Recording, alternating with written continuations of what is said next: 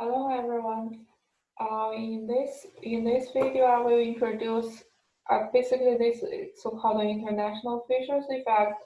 The formula is very straightforward. The nominal interest rate actually has two components: real interest rate plus the expected inflation rate. And this is a component that takes one step further from purchasing power parity we learned in last class. So in last class, we learned purchasing power parity. Let's refresh our memory. According to the purchasing power parity, the exchange rate percentage change, which is EF, can be written like this. It equals to 1 plus the home country's expected inflation rate divided by 1 plus the home country's expected foreign country's expected rate, and minus 1 expected inflation rate. And it's approximately equals to the inflation differential. However, as we know, we want to calculate the future movements instead of historical movements because we already know historical data. We don't care about what's the percentage change from Q1 2019 to Q2 2019. What we will do, what we want is to predict the third quarter of 2020, what's the exchange rate movement.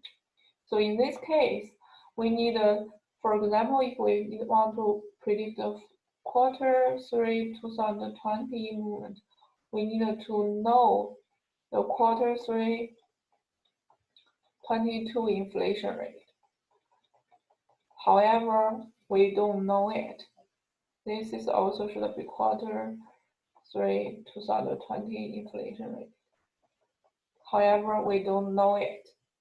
And for the inflation rate, we have to know it until the period is over, and that is too late.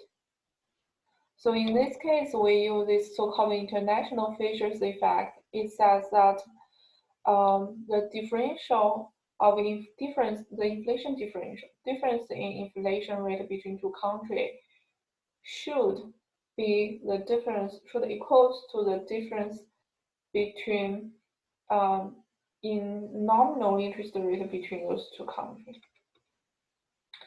The reason is that the potential savers in the country should require their return from the local saving deposit exists the expected inflation in that rate. So in that country, which means if you think about it, if the inflation rate is 3%, you want your nominal rate is higher than 3%, so you have this motivation to deposit your money into the saving account. If the interest rate is less than 3%, cannot cover the inflation rate, what you will do is you will seek other investment, or you will just spend your money because the put the money into the saving account doesn't make any sense. It's meaningless because they cannot catch up with the inflation rate.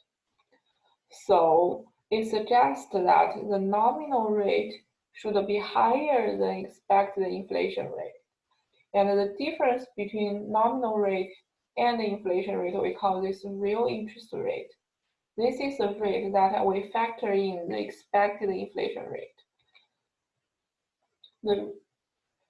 By rearranging this formula, we found that the nominal rate has two components: real interest rate, which is what you earned by putting your money in the saving account, plus the expected inflation rate. So for example, if the real rate required by the saver is 2%, and the savers expect the inflation rate to be 1%.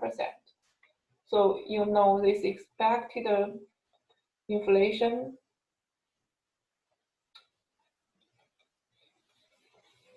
here is the inflation rate in the future. It's a future inflation rate.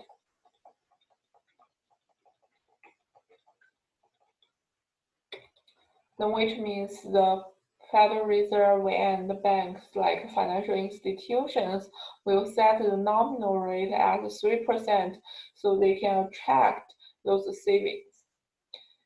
For example, and the expected inflation rate will change over time, which will make the Federal Reserve and financial institutions to change their expected the nominal rate. For example, if the expected inflation rate changes from 1% to 3%, so the savers expect that in the next month, in the next year, we say the inflation rate will be 3%. Then in this case, the bankers will set the nominal rate as 5% to attract savings. So we can say the expected inflation rate, this is what we want for the purchasing power parity equals to the nominal interest rate minus the real interest rate. However, this cannot solve our problem because we don't know we can observe the nominal rate, but we cannot observe the real rate from our economy. So in this case, we will assume that real interest rates are the same across countries. So expected inflation differential, which is the inflation differential of country A minus the inflation rate of country B, equals to the expected inflation rate of A minus the expected inflation rate of B. Then we will insert this formula for both terms. Expected inflation rate of A equals to the nominal interest rate of A minus the real interest rate of A. Expected inflation rate of B equals to nominal interest rate of B minus real interest rate of B. And if we assume that the real rate for A and B equal to each other, so those two will cancel out. They are the same. So we found that the expected inflation differential equals to the nominal interest rate differential. So if here is an example, I try to use numbers to illustrate the situation. Assume that the real rate of interest rate is 2% for Canada and the United States, and the nominal rate for Canada is 13%. So we know the expected 1-year inflation is the difference between the nominal rate and the real rate. So it's 11%. For US, it's 6%. Therefore, the difference in expected inflation differential should be 11% minus 6% is 5%. It exactly equals to this interest rate differential, which is 13% minus 8% is also 5%. So this international features effect suggests that currencies with high interest rate will have higher expected inflation and their currency will depreciate. For example, the nominal 1-year interest rate is 8% for US and 5% for Japan. The real rate is 2%. And according to the international features effect, the US inflation rate over next year will be 8% minus 2% is 6%. And for Japan, it's 3%. The expected inflation differential is 3%. It equals to 8% minus 5%, which is the nominal interest rate differential. So applying PPP, Japanese yen should be appreciated because the Japanese yen's future movement should be 1 plus 6%, which is the US inflation, divided by 1 plus 3%, which is Japan's inflation minus 1, is approximately equals to 3%. It's positive means Japanese yen will appreciate, will have a higher value in the future.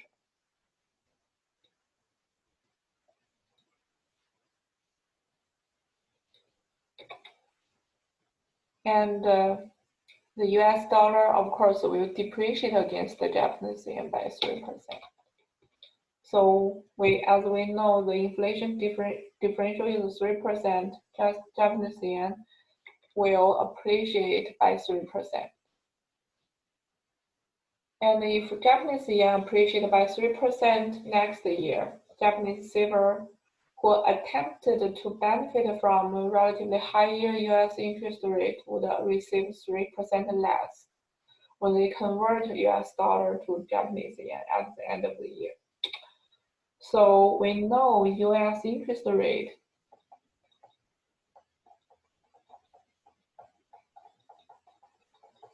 equals to 8%, and Japan's interest rate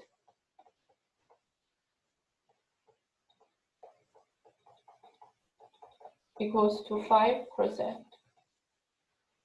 and which means EF, which is Japanese yen's movement, equals to 1 plus 8% minus 2%. So this is the inflation rate divided by 1 plus 5% minus 2% minus 1. So it's 1 plus 6% divided by 1 plus 3% minus 1. It's approximately equals to 2.86%. And then which means if the current spot rate is 0.01, the future spot rate, this is the future spot rate,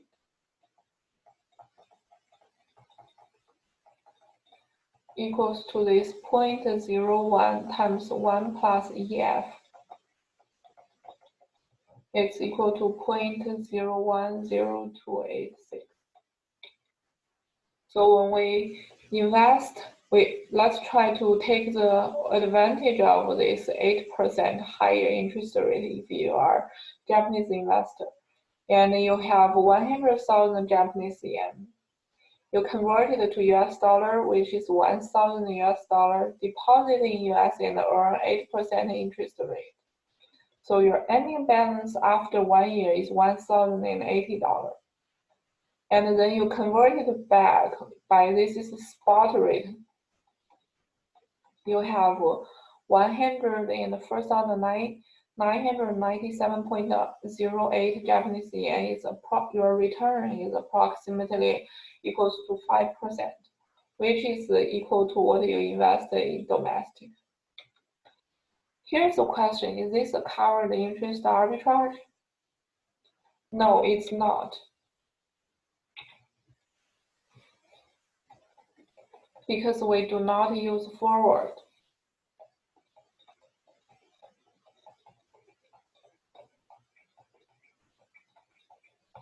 So that's the reason here it's not a forward rate, it's a spot rate. And we found that this offsets the 3% interest rate advantage that they would have received from investing in US saving deposit instead of Japan saving deposit.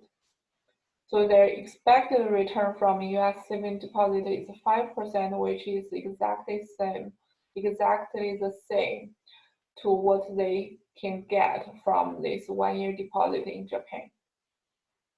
Consequence, so Japanese savers would not benefit from investing in US saving deposit. And according to the interest rate parity of Chapter 7, the forward rate should be equal to 0.010286 because the forward rate, which is P, which is the forward premium or discount, equals to 1 plus the US interest rate divided by 1 plus the Japan's interest rate minus 1. It's approximately equals to 2.86%. So the implication for the international Fisher's effect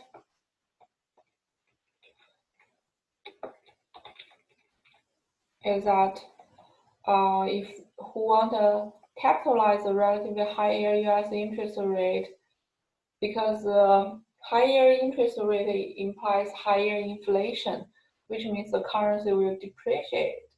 So the higher returns from the deposit will be offset by the higher by the currency depreciation, so you basically cannot capitalize it. And this also apply for two non-US currencies. So we put this international Fisher's effect together with purchasing power parity, we can get the following summary. The higher local interest rate, which means you have higher expected local inflation. Higher local inflation means you will import more and export less, and the local currency will depreciate. In the meantime, it means that foreign currency will appreciate. The relatively low local interest rate means that you have relatively low expected local inflation. Lower local inflation means you will import less and export more. So the local currency will appreciate. In the meantime, foreign currency will depreciate. Finally, if local and foreign interest rates are similar, which means the exchange rate will stay very stable and will not change. So I think for today's video, I will just stop here. And next video, I will continue talk about the inflation, international Fisher's effect, purchasing power parity, and do a comparison with the interest rate parity.